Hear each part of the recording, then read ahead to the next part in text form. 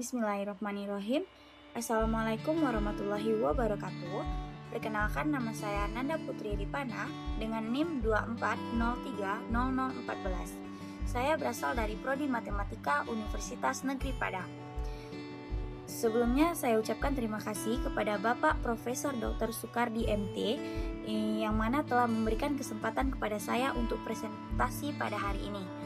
Di sini saya akan mempresentasikan dengan judul yang saya buat, yaitu meneladani Chairul Tanjung sebagai tokoh inspiratif Indonesia di bidang kewirausahaan. Chairul Tanjung lahir pada 16 Juni 1962 di Jakarta dari keluarga sederhana. Ayahnya adalah seorang wartawan. Namun, karena tekanan politik pada masa Orde Baru, sang ayah kehilangan pekerjaan. Hal ini membuat ekonomi keluarganya jatuh dan mereka mengalami kesulitan.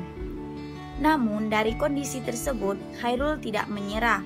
Justru ia menjadikan kesulitan itu sebagai motivasi untuk terus berjuang dan memperbaiki hidupnya. Di mana Chairul Tanjung ini juga dijuluki dengan si anak singkong karena kisah hidupnya yang begitu inspiratif, yang mana dulunya dari keluarga yang sangat sederhana kini menjadi seorang konglomerat. Saat kuliah di Fakultas Kedokteran Gigi Universitas Indonesia, ia sudah memulai berbisnis kecil-kecilan. Ia berjualan buku, kaos, membuka jasa fotokopi, dan bahkan menjual alat kesehatan. Dari sini kita belajar bahwa usaha yang besar dimulai dari hal-hal yang kecil, asal ada niat dan keberanian untuk mencoba. Setelah lulus, Chairul mendirikan PT Pariarti Sindu Utama pada tahun 1986 bersama 3 rekannya, yang mana ini adalah perusahaan sepatu anak-anak. Pada masa itu benar-benar sangat sukses, hingga terjual sampai 160.000. Namun akhirnya Chairul Tanjung memilih untuk keluar dari perusahaan tersebut karena adanya perbedaan visi usaha. Perusahaan ini merupakan salah satu usaha awal Chairul Tanjung sebelum kemudian ia membentuk konglomerasi yang jauh lebih besar, yaitu City Corp. Yang mana City Corp ini didirikan pada tahun 1996, yang saat ini membawai banyak bisnis besar di Indonesia, seperti bisnis dalam sektor keuangan yaitu Bank Mega. Dalam sektor media ada Trans TV dan Trans 7.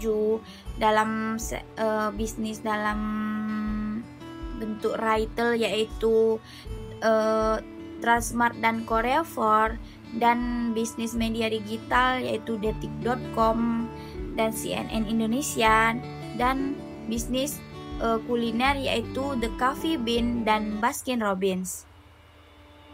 Kenapa memilih Chairul Tanjung sebagai tokoh inspiratif? Karena Chairul Tanjung memiliki sifat yang visioner dan konsisten. Ia berani mengambil keputusan besar karena punya pandangan jauh ke depan. Kesuksesannya tidak datang hanya semalam, tapi merupakan hasil kerja keras yang bertahun-tahun. Yang paling menginspirasi, meskipun kini ia sudah sukses, sudah menjadi orang terkaya di Indonesia, Chairul tetap rendah hati dan peduli pada sesama. Ia menggunakan sebagian hartanya untuk kegiatan sosial dan pendidikan.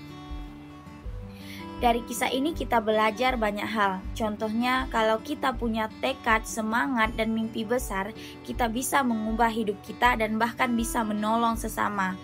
Tidak peduli dari mana kita berasal, yang penting adalah usaha, kerja keras, keyakinan untuk terus maju, dan tetap selalu peduli terhadap sesama. Pertanyaan selanjutnya, bagaimana sih cara kita untuk menjadi seperti Chairul Tanjung? Yang pertama itu kita perlu meneladani sikap Chairul Tanjung, yang mana dia memiliki sifat yang mental yang tangguh. Seperti Chairul Tanjung yang tidak pernah menyerah meskipun hidupnya sudah mengalami kesulitan sejak kecil, dia memiliki mental yang tangguh dan ia kuat menghadapi semua tantangan. Yang kedua, kita harus bersikap berani memulai dari hal-hal yang kecil.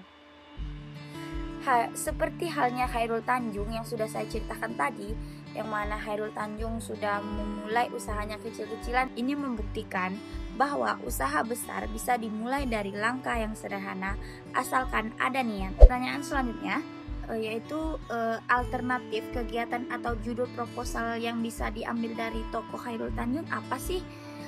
Jadi alternatifnya yang pertama yaitu bisa kita dengan menanamkan semangat berbisnis, pelatihan wirausaha sederhana untuk pelajar atau mahasiswa.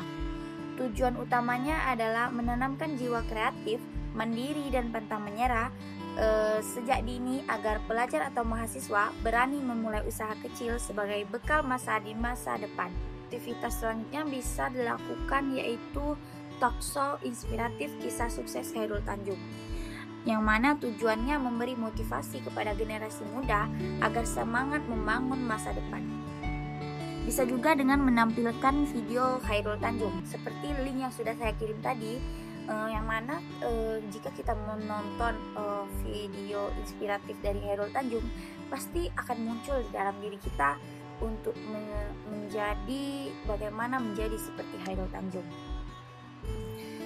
Yang selanjutnya bisa melakukan aktivitas pembuatan ide bisnis sederhana, di mana peserta diminta untuk merancang konsep usaha kecil yang realistis dengan modal yang minim, namun punya potensi atau keuntungan bahkan manfaat yang besar.